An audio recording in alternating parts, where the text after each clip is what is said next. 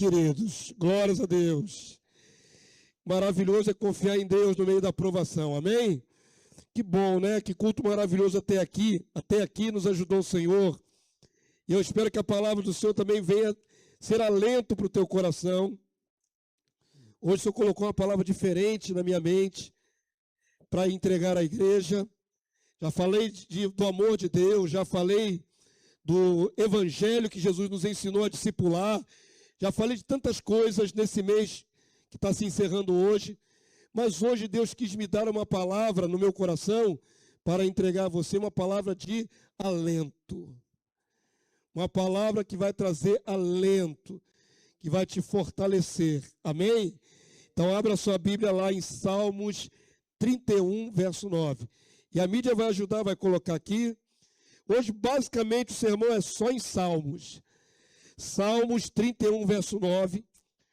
Eu vou ter que, para completar o entendimento, usar alguns textos do Novo Testamento, mas basicamente é nos Salmos, onde está ali o testemunho do que Deus faz em nossa vida. Esses salmos são cantados lá em Israel, não são recitados como aqui no Ocidente. Lá eles cantam essas palavras há milhares de anos, já tem muitos milhares de anos. E nós precisamos compreender a ação de Deus a nosso favor e dela abstrair fé da palavra do Senhor. Amém? Vamos lá, querido, receba a palavra do Senhor nessa noite. Salmo 31, verso 9. O tema da nossa meditação é este: Deus de misericórdia, Pai de consolações. Salmo 31, verso 9. Engraçado que não é nada combinado e os louvores têm tudo a ver. Aquilo que cantamos com aquilo que vai ser ministrado agora. Vamos lá. Quem quiser ler com o pastor o primeiro texto. Compadece-te de mim, Senhor, porque me sinto atribulado, de tristeza os meus olhos se consomem, e a minha alma e o meu corpo. Eu separei, direcionado pelo Espírito Santo de Deus, o trecho do Salmo que já vai logo na situação. Tinha um preâmbulo antes, tem um contexto maior, mas o que o Senhor quer falar ao nosso coração diz respeito a momentos de dor, a momentos de aflição que passamos aqui na terra, a momentos de dor como a nossa irmã Doralice está passando nesse momento, tribulações que todos nós temos que enfrentar. Se você estiver vivendo um momento feliz na tua vida, glórias a Deus. Mas você já conhece muito bem a vida e conhece o Deus da vida e sabe que também está reservado a nós dias de muito sofrimento, dia de angústia. Jesus disse: basta a cada dia o seu mal. O dia mal sempre vem. Uma hora inesperada vem uma seta de enfermidade. Uma hora de inesperada tem alguma situação aflitiva para nós vivermos. Alguma coisa com nossos familiares. Semana passada agora ouvi, meu pai ainda é vivo, o velho Damásio. Eu sou o Damásio II, irmãos, tem o Damásio primeiro. O velho Damásio mora em Salvador, é soteropolitano. Mora em Salvador sozinho. Está com 82 anos. E ele está sempre bem. E é sorridente, é tão sorridente quanto eu. Mas nessa semana fui pego de surpresa, um telefonema do meu irmão, que entrou em contato. E ele está com um problema no coração. E aí vem aquela notícia inesperada, né? 82 anos, problema no coração, já começa a pensar na passagem, né? Vai passar. Mas aí, graças a Deus, liguei para ele e ele está bem. Não está hospitalizado, não está nada, está em casa, vai fazer uma série de exames. Mas a gente não pode pensar que não virá o dia mal. Uma hora ele vai descansar. Eu tenho estimulado ele muito a fé em Deus e a fé em Jesus, ele confessar isso com os lábios. E ele vai confessando do jeito dele lá. Amém? Mas uma hora ele vai descansar, é fato. Tem 82 anos. Se a genética e a vontade de Deus for boa na vida dele, pode chegar aos 92, mas uns 10 anos, mas pode ser que seja um ano só. E a gente tem que estar preparado para tudo isso. Amém, igreja? Um dia mal vem, e vem a dor, vem a angústia, Eu já separei o texto onde o salmista expressa a sua dor, a sua angústia, a sua aflição. Compadece de mim, Senhor, porque me sinto atribulado. De tristeza os meus olhos se consomem, a minha alma e o meu corpo. É o reflexo do ser inteiro na dor. Verso 10, igreja. Ele diz assim: gasta-se a minha vida na tristeza, e os meus anos em gemidos. Debilita-se a minha força, por causa da minha iniquidade. Os meus ossos se consomem. Ainda tem o mal do pecado inerente em todos nós. Os meus ossos se consomem. Verso 11. Tornei-me opróbrio para todos os meus adversários, espanto para os meus vizinhos e horror para os meus conhecidos. Os que me veem na rua fogem de mim, ainda tenho desprezo de quem o conhece. Incrível é cantar isso em hebraico, né, irmão? Você imagina isso cantado em hebraico? Cantado. Eu não sei qual é a melodia, qual é o ritmo, mas se canta exatamente isso. Até os que me conhecem fogem de mim. E aí o texto vai dizer, parece uma oração, né? Verso 12. O que está escrito aí, igreja? Estou esquecido no coração deles, como morto. Sou como um vaso quebrado. O salmista expressa a sua angústia, a sua dor, seu momento aflitivo, dizendo: eu sou como um vaso quebrado. Quantas vezes você já sentiu isso na sua vida? Está moído, está um caco. Aquilo que lhe sobreveio é tão forte que você não sente forças. Isso é uma realidade. Sou como um vaso quebrado, pois tenho ouvido a murmuração de muitos, terror por todos os lados, conspirando contra mim, tramam tirar-me a vida. Além de tudo, está correndo risco de vida de opositores, de algozes, pessoas que querem tirar-lhe a vida.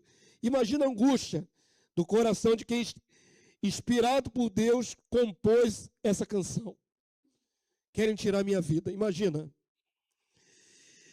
Esse momento de aflição, de dor, de angústia, até de desesperança, é expressado nesse salmo e em muitos outros. Eu quase abri essa mensagem com algum texto de Jó, mas seria até apelativo, porque Jó, você sabe que começa a sofrer ali no capítulo 2 e vai sofrendo até o capítulo 42. Jó é muito sofrimento. Muito sofrimento. E Deus permite que seus servos, mesmo os melhores, os que procuram ser íntegros, passem por momentos como esse de aflição. No meio da angústia, do sofrimento e da dor, pensamos que Deus não nos vê. Quero desafiar você a lembrar, não é bom, não é agradável, mas a lembrar um momento de muita aflição na sua vida. Um momento muito aflitivo, de dor, de angústia. Pode ser uma enfermidade, pode ser a perda de um parente, uma coisa que veio de repente. Não é fato, como diz na gíria popular, é como se tirasse o nosso chão, onde nós estamos calcados, os pés. Não é fato que é uma sensação de desamparo, parece que vamos entrar por um buraco na terra. É uma sacudida muito forte. É uma dor muito forte. E quando nós estamos no meio de uma aflição desse nível, dessa magnitude, normalmente começamos a questionar no nosso íntimo: cadê o meu Deus? Onde está o meu Deus? E não é só eu que falo isso, não. Lá atrás, um salmista, quase 3.000 anos atrás, teve a mesma sensação. Mas não passa de uma sensação. Vamos ler? Abre agora em Salmo 42. Salmo 42, verso 3. É tão interessante que nos Salmos tem muita resposta para o sofrimento humano. Salmo 42, verso 3, nós vamos ler alguns versículos salteados, porque tem alguns outros detalhes que é mais pertinente àquele tempo, àquela cultura, Eu quero selecionar alguns versículos para a gente acertar o âmago da questão, amém? Já está aqui o verso 3 já, né? Nem olho mais para trás. Vamos lá, leia comigo. As minhas lágrimas têm sido o meu alimento dia e noite, enquanto me dizem continuamente, o teu Deus, onde está? No meio da calamidade, da luta, da dificuldade, há sempre o questionamento, onde está o seu Deus? Se não vier do seu coração, vem de alguém de fora. No verso 5, pula aí o verso 4, vamos para o verso 5. Diz assim, e quem quiser ler com o pastor, né? Nós estamos aqui tentando internalizar a palavra no nosso ser. Vamos lá? Porque está abatida, ó minha alma? Por que te perturbas dentro de mim? É uma pergunta para si mesmo. É uma autorreflexão no meio da dor, no meio da angústia. Você para e pensa, por que eu estou agitado de alma desse jeito? Por que eu estou me desfalecendo desse jeito? Por que te perturbas dentro de mim? E o próprio salmista responde, vamos lá? Espera em Deus, pois ainda o louvarei. A Ele, meu auxílio e Deus meu. Amém, povo santo? Verso 8. Pula agora para o verso 8. O salmo continua. Estamos ainda dentro do Salmo 42. Vamos lá? Contudo, o Senhor, durante o dia, me concede a sua misericórdia. Qual é o estado de alma do salmista? Aflito. Mas qual é o reconhecimento que ele tem? Deus me concede de manhã, todo dia, a sua misericórdia. Quantos dizem amém? As misericórdias do Senhor se renovam a cada manhã. A cada manhã. Pode ser que a maioria esmagadora dos irmãos aqui esteja passando um momento bom. E tenha um, ou dois, ou três somente, passando por um momento muito difícil. Mas, como eu disse, essa máxima de todos estarem bem agora não é contínuo. Uma hora virá uma situação. Uma hora virá um problema. Uma hora virá uma angústia. Uma hora virá uma palavra. Uma hora virá um diagnóstico médico desfavorável. E aí nós temos que aprender com a palavra como lidar com isso. Amém, queridos? Olha o que diz o texto aí. Deus que me concede a sua misericórdia. E à noite está o seu cântico, uma oração ao Deus da minha vida. Verso 9. Digo a Deus, minha rocha, por que te olvidaste de mim? Esse verbo olvidar é raríssimo em português. Olvidar significa esquecer. O salmista está questionando, Deus, por que você se esqueceu de mim? Por que olvidaste de mim? Porque hei de andar eu lamentando sobre a opressão dos meus inimigos. Verso 10, ele vai dramatizando a situação. Esmigalham-se-me os ossos, quando os meus adversários me insultam, dizendo, o teu Deus, onde está? Verso 11, igreja, para completar esse trecho, vamos lá? Porque está batida a minha alma? Por que te perturbas dentro de mim? Espera em Deus, pois ainda o louvarei, a Ele, meu auxílio e Deus meu. Amém, povo santo? Na hora da aflição, na hora da angústia, no momento mais difícil, que Deus te faça lembrar as suas santas palavras. Que você se lembre que Deus não mudou. A circunstância mudou para você, mas o Deus continua sendo o mesmo, todo-poderoso, e os olhos dele repousam sobre a tua vida. Circunstância aflitiva não é ausência de Deus. Circunstância aflitiva está sob o olhar do nosso Deus.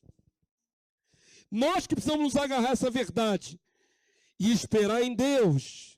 Vai passar. Toda tribulação vai passar. Toda angústia da alma vai passar. Os amados sabem que ano passado, finalzinho, eu não lembro agora exatamente o mês, um dos meus sobrinhos, filho do pastor Mauro Luiz, irmão de Lenice, jovem de 21 anos, noivo, construindo a sua casinha para casar. Inclusive conheci sua noiva. Estava indo de manhã cedo para abrir o espaço lá da igreja, 6h30 da manhã, a gente tem culto lá de consagração de madrugada praticamente. E era um caminho muito fácil de alcançar. Se os amados pudessem ver onde aconteceu o acidente, vocês diriam, é impossível ter acontecido algo grave aqui. Porque apesar de uma estrada federal cortar no meio da cidade de Aquidauana, passam caminhões, naquele trecho exatamente tem semáforo para reduzir a velocidade e tem quebra-mola. Não é possível que alguém possa acidentar gravemente nesse trecho. E meu sobrinho estava indo de moto ali para um espaço e há uma filmagem da prefeitura e foi dado acesso depois à família. Num dado momento ele está ali na moto, já próximo, e ele olha para trás, não tem nada atrás dele. Ele dá uma olhadinha assim para trás na moto, quando ele volta, ele já está na traseira de um caminhão parado. E meu sobrinho se acidentou e se chocou com aquele caminhão parado a toda, porque ele não viu, não teve tempo de frenagem, de frear a moto. Ele foi com tudo, na velocidade que estava, se acabou atrás do caminhão. E esse jovem de 21 anos estava indo para a reunião de oração. Ficou hospitalizado, se não me engano, uns 28 dias. Na hora do acidente, o pai e a mãe estavam chegando ali naquele pedaço, porque iam para o mesmo lugar. Meu cunhado e minha cunhada. E viram o filho cuspindo sangue, sendo atendido pelos bombeiros. Bateu a cabeça, bateu o fígado, estragou, bateu o pulmão e cuspiu sangue pela boca. Imagina a cena de ver um filho cuspindo sangue pela boca. E meu sobrinho ficou hospitalizado esse tempo todo, nós intercedemos, a igreja aqui intercedeu. Lá, a igreja local fez vigília no hospital todos os 28 dias. Eu nunca vi nada semelhante. Mas aprove a Deus levar o meu sobrinho. 21 anos, começando a vida, noivo e começando a construir uma casa para casar-se. Que dor profunda nós vivenciamos, e pior, ele era o tecladista da igreja. Tinham acabado de lançar vídeos, tem vídeos na internet dele tocando no teclado. Toda vez que se olhar aquele vídeo, vai ver meu sobrinho ali, jovem forte, bonito, tocando ali. Quem está ouvindo música aí junto? Tira, por favor. Já desconcentrou metade do povo, estou falando uma coisa dramaticíssima.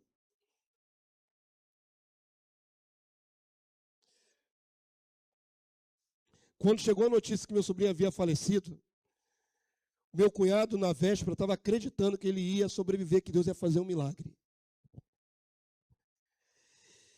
E nós viajamos para lá, para esse sepultamento, a pior viagem que eu já fiz na minha vida. Viajo bastante, né? Até que para a minha realidade financeira, temos viajado bastante no Brasil. Cada ano viajando 3 vezes para várias partes do Brasil, por cada obra. Mas a viagem que eu fiz para Mato Grosso do Sul no ano passado foi terrível. Foram horas difíceis. Chegar lá foi muito penoso. E no sepultamento foi penoso demais. Eu estava até comentando com o pastor Igor, o pastor Márcio, na sexta-feira estivemos juntos, sobre esse fato. Que eu nunca tinha visto um ato de fé tão grande como eu vi e presenciei ali naquela igreja. O corpo do meu sobrinho foi trago para dentro do espaço interno, ali daquele lugar, e teve um culto de 5 horas. Não foi um culto de 2 horas, 2h30, que é o normal. Foram 5 horas, clamando para que ele ressuscitasse com o corpo presente. Isso eu nunca tinha vivido na minha vida, meus 35 anos de evangelho, meus quase 58 de vida, eu nunca tinha visto isso. E se você estivesse lá naquela hora, eu garanto a você que você acreditaria que ele levantaria daquele caixão. Porque o ambiente de fé que foi formado foi muito forte. E foi transmitido online, ao vivo, para quem quisesse acompanhar. Momento de dor. Acabou aquele momento, fomos para o sepultamento, eu vi meu cunhado, pastor principal da igreja, desabar no meio do caminho, junto com a sua esposa, a perda daquele filho. É uma dor indescritível. Só quem já perdeu um filho pode avaliar o que estava sofrendo. Mas, sabe, mesmo no meio dessa provação imensa toda, a certeza que nós tínhamos, né, que aquela dor, ela uma hora vai passar. Deus vai consolar. Amém, queridos? Momentos de aflição, de angústias, não são ausência da presença de Deus. Vamos consubstanciar isso com textos. Salmo 10, agora verso 13. Deus está presente no pior momento. Ele contempla o nosso sofrimento. Nunca se ausenta. Salmo 10, verso 13 e verso 14. Vamos lá? Leia aí para você ter a certeza, não da minha percepção, eu, pastor Damásio, mas do que Deus garante na sua palavra. Toma posse, por favor, vamos lá? O que diz a palavra de Deus aí, igreja? Por que razão despreza o ímpio a Deus, dizendo no seu íntimo que Deus não se importa? Os outros salmos, onde está teu Deus? Os de fora criticam, cadê o teu Deus na hora da tragédia, da calamidade? O ímpio diz, Deus não se importa. Se Deus existe, Ele não se importa. O Salmo segue dizendo, verso 14, igreja, vamos lá? Tu, porém, o tens visto. Diga aí, igreja, porque atenta aos trabalhos e à dor. Diga assim, Deus atenta às nossas aflições. Trabalho aí são angústias. E à dor. Deus está atento à nossa dor. Ele atenta. E o texto diz, para que o possas tomar em suas mãos. A ti se entrega o desamparado. Diga aí, por favor, tu tens sido o defensor dos órfãos, das viúvas, dos encarcerados, dos desesperados, dos endividados, dos embriagados, dos drogados. Deus atenta para a dor humana. Ele não é indiferente à nossa dor. Salmo 22, verso 23 e 24. Vamos lá. Salmos 22, 23 e 24. É interessante que tantos salmos falam sobre isso. Vamos ler então, igreja? Vós que temeis o Senhor, louvai-o, glorificai-o, vós todos, descendência de Jacó, reverenciai-o, vós todos, posteridade de Israel. Por quê? Verso 24, igreja. Pois não desprezou, nem abominou a dor do aflito, nem ocultou dele o seu rosto, mas o ouviu quando lhe gritou por socorro. Quantos pode dizer amém? Deus está presente, diga isso, Deus está presente na hora da angústia, na hora da dor. Deus não abomina a sua dor. Nosso coração é enganoso. Enganoso é o coração humano, diz a palavra. E pode ser que você ache que Deus não está olhando para você no meio da aflição, mas Deus sempre atenta ao grito daquele que clama. Sempre. A palavra do Senhor diz, agora no Salmo 41, verso 3. Salmo 41, verso 3. E eu gosto muito desse texto em particular porque fala dos enfermos. Fala de quem está sofrendo agora. Sabe que alguém deu graças a Deus aqui hoje, não deu? Quem foi que orou? Esqueci agora. Quem foi que orou agradecendo pela saúde relativa? Foi no começo do trabalho? Eu estou confundindo. Alguém não orou isso, irmãos? Sou eu que estou confundindo? Foi o Pedro falando, né? Foi o Pedrinho que falou isso, não foi? Você usou essa expressão? Saúde relativa? Agradeceu pela saúde. Quantos são gratos aqui por estar aqui nessa noite? Não sou grato, irmão? Nossa irmã Fátima está hospitalizada, está cheia de tubo, incomodando na sua carne, monitorando ali seus batimentos. Está cheia de tubo ali, descendo antibiótico, para ela poder vencer a enfermidade. E nós estamos aqui, ó. Tem nada nos impedindo de adorar a Deus aqui nesse lugar. Minhas pernas, meus braços, meu corpo, minha integridade mental. Temos que glorificar a Deus que tem nos sustentado com saúde. Mas o dia da aflição pode vir. Olha para o Salmo aí, Salmo 41, verso 3. A prova de que Deus está sempre junto conosco, até num leito de hospital. Ele está com a nossa irmã Fátima, ela é filha dele. Os olhos de Deus percorrem toda a terra, mas repousa sobre os seus justos, sobre os justificados. Vamos ler? Verso 3 do capítulo 41, vamos lá? O Senhor o assiste no leito da enfermidade, na doença, tu lhe afofas a cama. Eu acho fantástico, irmãos. É uma figura, lógico. Mas é como se Deus visitasse você ali naquele hospital, ou na sua casa, se estiver convalescendo em casa, e Ele ajeitasse o seu travesseiro. A figura que evoca esse salmo é essa. Tu lhe afofas a cama não fica penosa demais. Porque a graça de Deus te envolve.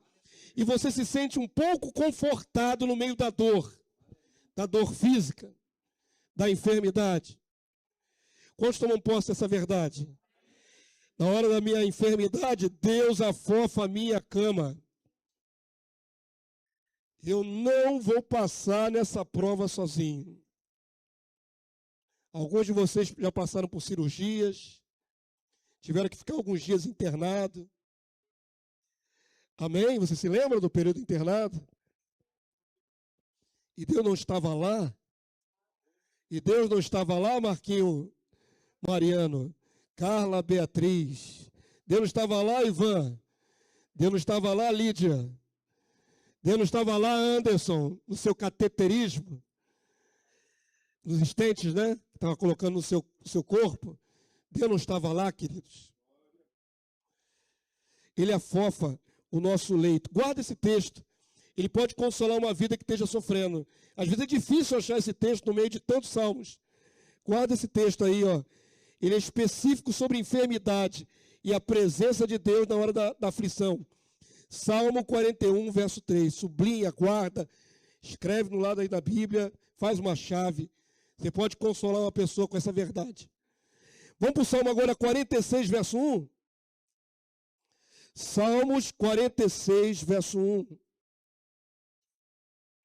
Vamos citá-lo com vontade? Vamos lá? Deus é o nosso refúgio e fortaleza, socorro bem presente nas tribulações. Amém, povo santo? Deus é socorro bem presente. Ele está lá, em tempo integral, com os olhos postos sobre você no meio da sua prova. Vamos estender agora a tribulação para outras coisas. Não é só enfermidade. Não é só a passagem de um ente querido. Quantos aqui já se acidentaram de automóvel? Vou de novo no Marquinhos, na Carla Beatriz. Além das operações, cirurgia que fizeram, Deus estava com eles, também deu grande livramento num acidente gravíssimo. Eles deram testemunho, quem viu o carro achou que quem estava no carro morreu. Porque foi um acidente muito forte. Marilúcia também foi acidentada. É só você lembrar que na hora que você sentiu o impacto, a mão de Deus estava lá com você. Que os olhos do Senhor repousavam sobre a tua vida. E que o livramento só veio porque você é menina dos olhos de Deus. Já está olhando para você. Amém, povo santo? Então, após essas palavras, Deus é o nosso refúgio e fortaleza, socorro bem presente nas tribulações. Não me esqueço de dar testemunho do dia que Lenice teve o AVC, o derrame cerebral. AVC, irmãos, ou é mortal ou deixa sequelas gravíssimas. Sempre. Pouca gente tem AVC que é fraco. Normalmente é um AVC hemorrágico, rompe uma veia dentro do cérebro, inunda a caixa craniana, tem que fazer cirurgia para tirar o excesso de sangue. Vocês ouviram o testemunho de Lenice? Não viram? Ela já deu testemunho no ano passado.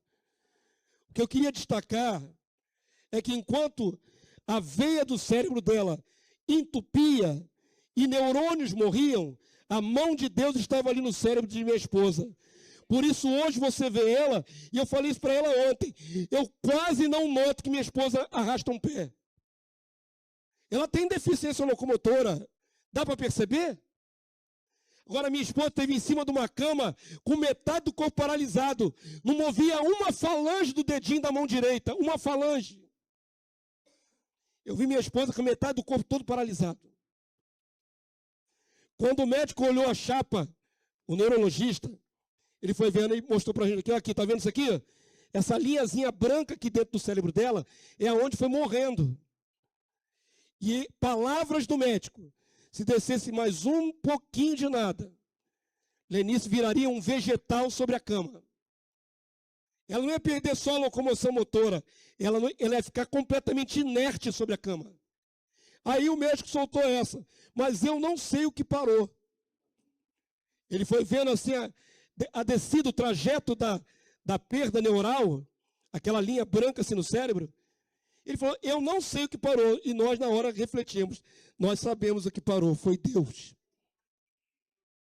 Deus não permitiu. Descesse mais um pouquinho o entupimento e eu estaria preso a ela, junto a ela, 24 horas por dia, cuidando de uma mulher em cima de uma cama, virando um vegetal humano, sem raciocínio, sem mobilidade. Esteve por isso, para que isso acontecesse. Mas a mão de Deus segurou.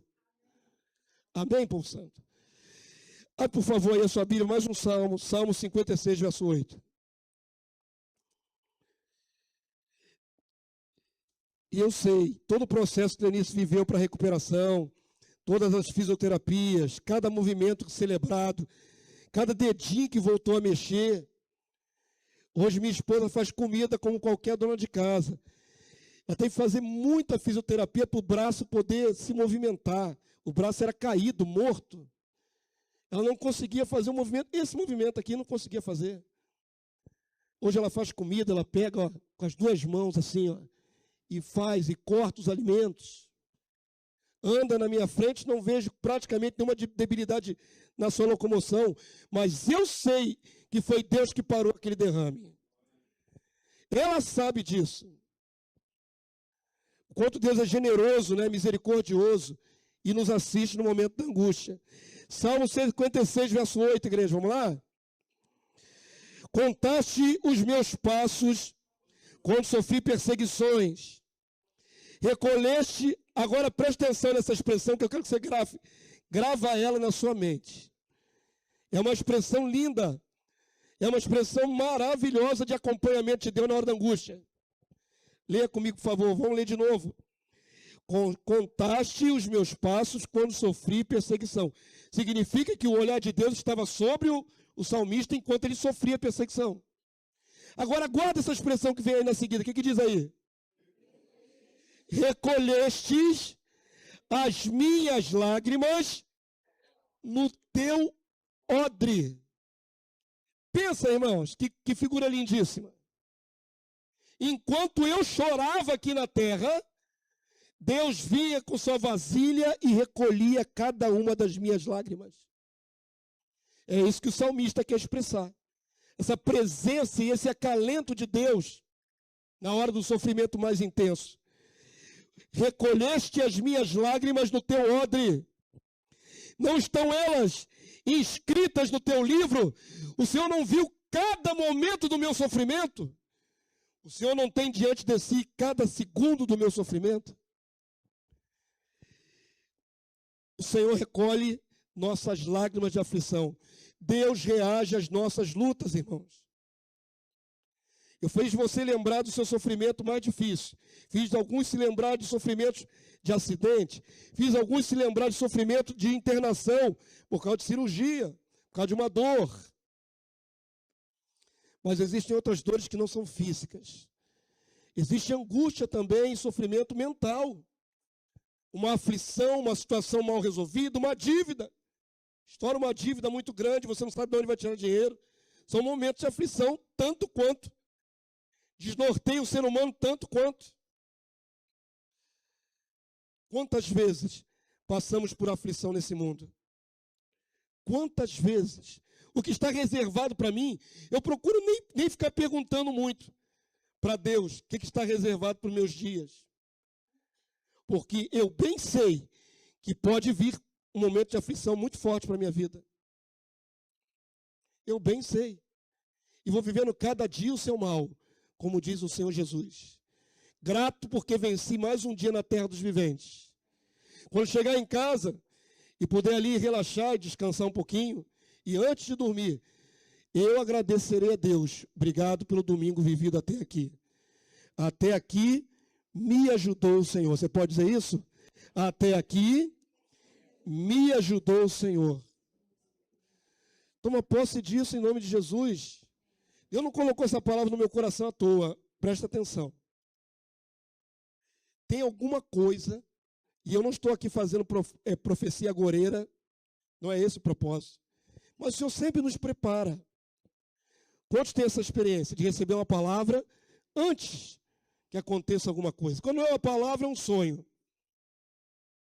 Deus usa muito sonho para antecipar situações difíceis. E às vezes o sonho não se cumpre imediatamente, ainda tem isso. Deus dá um sonho calamitoso, você fica preocupado com o sonho, e o sonho só vai se cumprir anos depois. Só um para ilustrar, tá? Eu tenho uma gama de sonhos aqui na minha mente, irmãos, e é sonho para tudo quanto é lado, e muitos de vocês já entregaram o sonho para o pastor.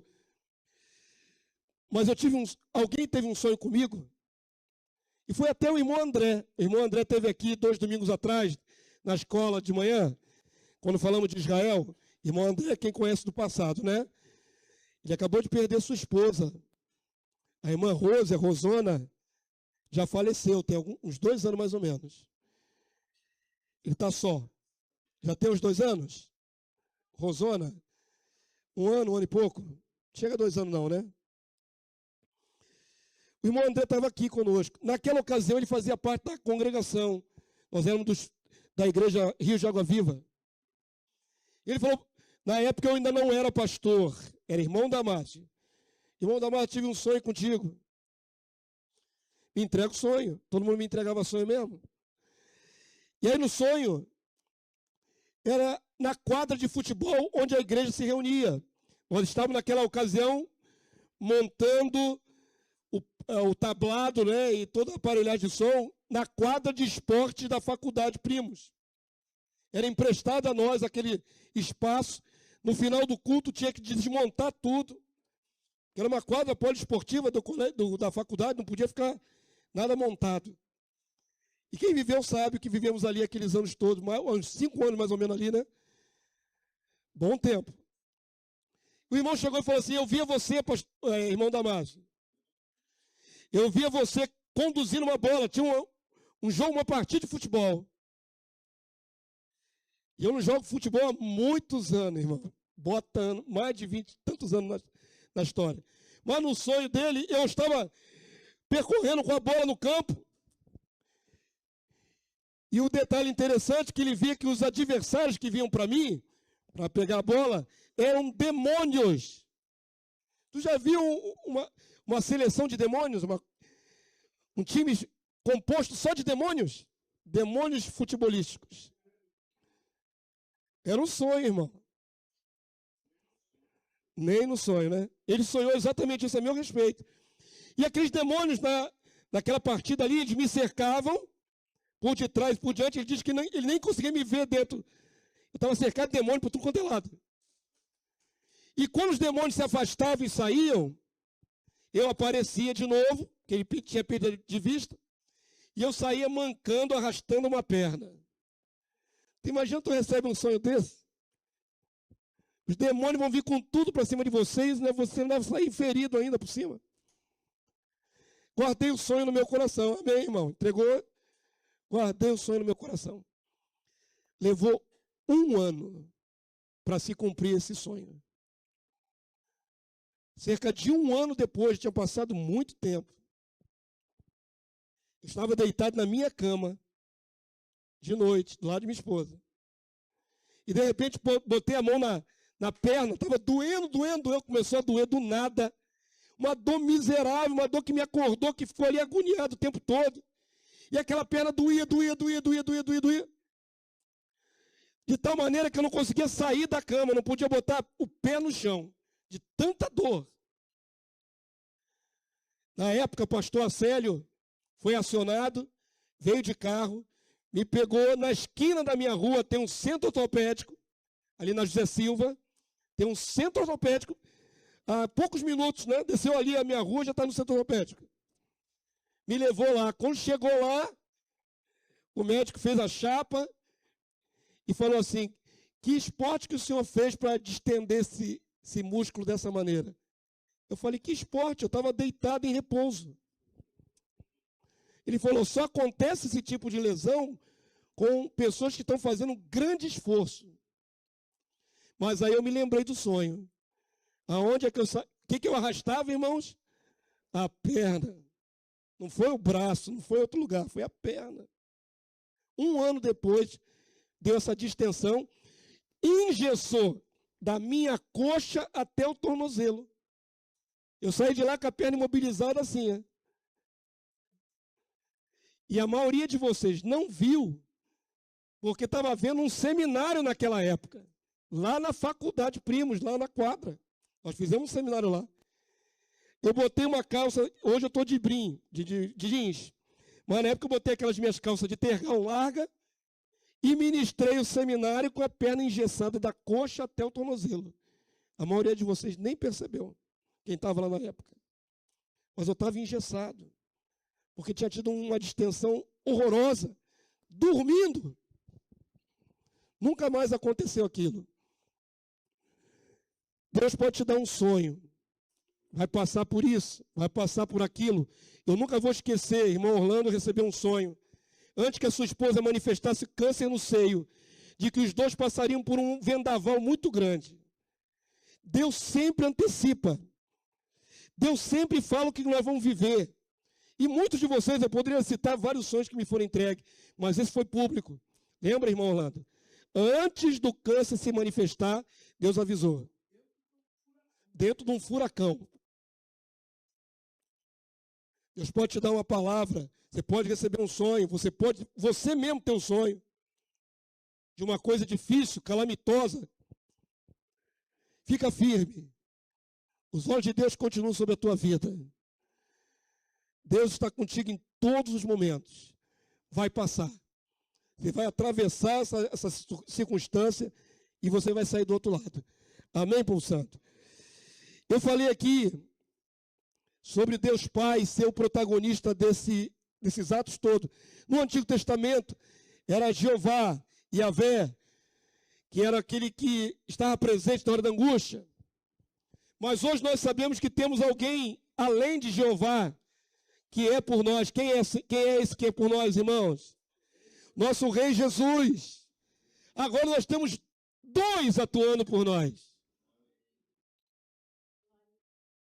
E eu não posso tirar a honra de Jesus, porque ele também atua a nosso favor. Então, abre a sua Bíblia aí, agora vamos para o Novo Testamento. 2 Coríntios, capítulo 1, verso 3 e verso 4. Segunda carta de Paulo aos Coríntios, capítulo 1, verso 3 e verso 4. Deus é o Pai de toda consolação, e Jesus intercede por nós. Vamos lá, lê comigo aí, verso 3 e 4. Estamos já chegando no finalzinho. Quem quer ler comigo aí? Bendito. Isso aqui é uma declaração de fé. Vamos dizer todos juntos? Bendito seja o Deus e Pai de nosso Senhor Jesus Cristo, o Pai das misericórdias e Deus de toda consolação. Quem é o Pai de Jesus Cristo? É o Pai das misericórdias e Deus de toda consolação. Por isso eu creio que meu cunhado vai ser consolado sobrenaturalmente. A dor da perda do seu filho vai ser amenizada dia a dia. Ele nunca vai esquecer. Minha cunhada nunca vai esquecer, a família nunca vai esquecer. Mas a dor, ela vai ser amenizada. Porque Deus é o Deus de toda consolação. É o Pai de toda consolação. Dele vem a nossa consolação. E aí o texto segue dizendo assim no verso 4. É Ele que nos conforta em toda nossa tribulação, para podermos consolar os que tiverem em qualquer angústia, com a consolação com que nós mesmos somos contemplados por Deus. Entenda que a nossa luta tem um propósito. A minha luta tem um propósito, a sua enfermidade tem um propósito, a sua angústia tem um propósito. Você vai passar junto com Deus. E na sua experiência sobrenatural, você vai consolar alguém que não passou ainda pela mesma luta que você passou. A tua experiência serve muito para confortar outro. Mulheres que já tiveram, infelizmente no passado, experiência de aborto, provocado ou não, é uma dor inominável. Mas mulheres de Deus que foram confortadas por Deus, quando alguém mais passar por esta prova, você tem a experiência, você pode ter uma palavra de consolo. Olha, eu passei pela mesma situação, mas Deus foi comigo. Confie em Deus, espere em Deus. Vou ler novamente. O que eu passo, o que você passa, tem proveito. A palavra do Senhor diz, quem quiser ler com o pastor, vamos lá. É Ele que nos conforta em toda, diga assim, toda tribulação. Aqui não está especificado qual é. Qualquer tribulação. Nossos irmãos que estão encarcerados lá na Ásia, na China, ou no Irã, ou na África, estão sofrendo dores físicas e psicológicas. Mas Deus é com eles. Deus é com eles. Amém, queridos? Eles não estão desamparados. O fortalecimento dos sobreviventes vai fortalecer a outros que também vão ser encarcerados, que também vão ser torturados. A palavra do Senhor diz, voltei aqui para o texto, toda a nossa tribulação, qualquer tribulação. Para quê, irmão? Tem um propósito. Para podermos... Diga assim, para que eu possa, vou botar a primeira pessoa, para que eu possa consolar que estiverem qualquer angústia, com a consolação, bota na primeira pessoa, que eu mesmo sou contemplado por Deus. Tua luta, tua dor, tua situação difícil vai ser superada porque Deus é contigo. E quando você superar, você vai ter muita autoridade para também consolar outros. Na mesma provação, mesmo tipo de provação. Vamos abrir, por favor, aí, rapidamente.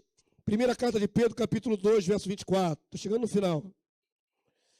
Primeira carta de Pedro, capítulo 2, verso 24 e verso 25. Jesus... Ele prometeu, quando saiu da terra, eis que estou convosco todos os dias, até a consumação dos séculos.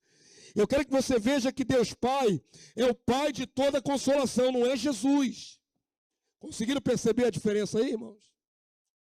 A Bíblia não confunde o Pai com o Filho. O Pai de toda consolação é o Pai de Jesus. E Jesus não tem papel nenhum? No conforto da nossa alma, tem. E como tem? Vamos ver o texto? 1 Pedro 2, 24 e 25. Leia aí, por favor. Carregando ele mesmo em seu corpo, sobre o madeiro, os nossos pecados, para que nós, mortos para os pecados, vivamos para a justiça. Por suas chagas fomos sarados. Diga de novo, por suas chagas fomos sarados.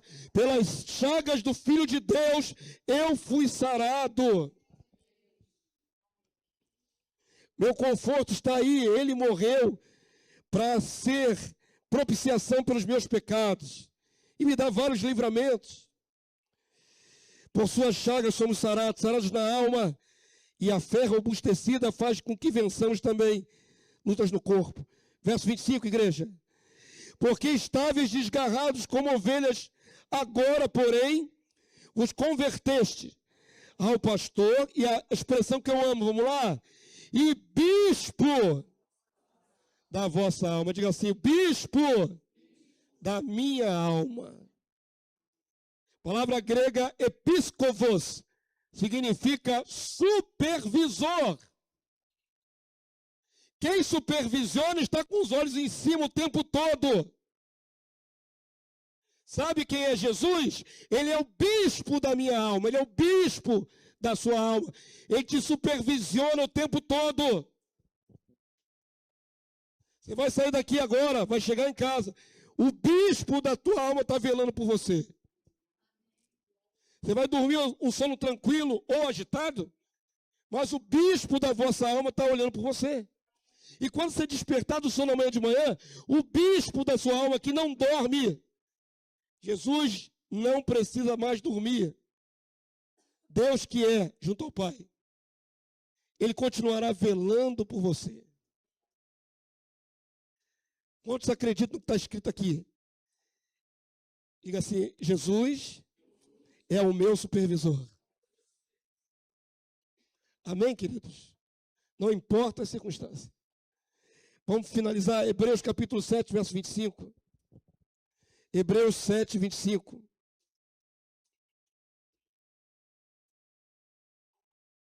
Já está aqui? Eu não olho mais. Eu confio. A palavra do Senhor diz, por isso também pode salvar totalmente os que por ele se chegam a Deus.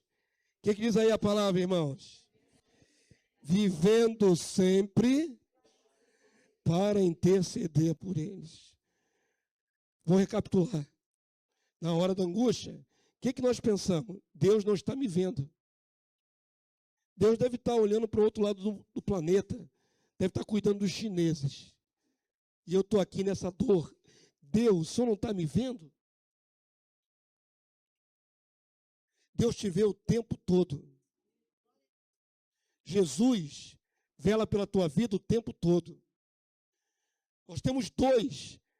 O Pai, que tem interesse que você seja vitorioso, e temos o Filho, que intercede diante do Pai para que você seja vitorioso na hora da sua aprovação. Jesus ainda é coadjuvante junto ao Pai, como mediador, como intercessor. Ele vive para interceder por você. Nunca jamais caia na armadilha de dizer, eu acho que Deus se esqueceu de mim. Porque é impossível que o Pai tire cochilo. O guarda de Israel não tosqueneja, não dorme, não tira cochilos. E Jesus vive, ele respira, ele age 24 horas por dia, diuturnamente, velando por cada um dos eleitos de Deus. Último versículo, quando a Bíblia se encerrar e quando a glória de Deus for sobre a nossa vida, vai se cumprir este texto, Apocalipse 7,17. Deus sabe a sua dor, Deus está contigo todos os dias, Jesus te intercede para que você vença, mas um dia a tua dor será memória esquecida.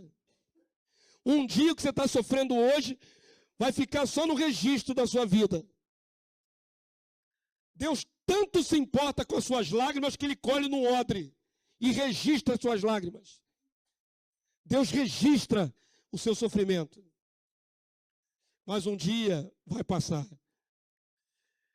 E esse dia está registrado nesse texto. Vamos lá, Apocalipse 7,17. Quantos podem ler com o pastor o último texto?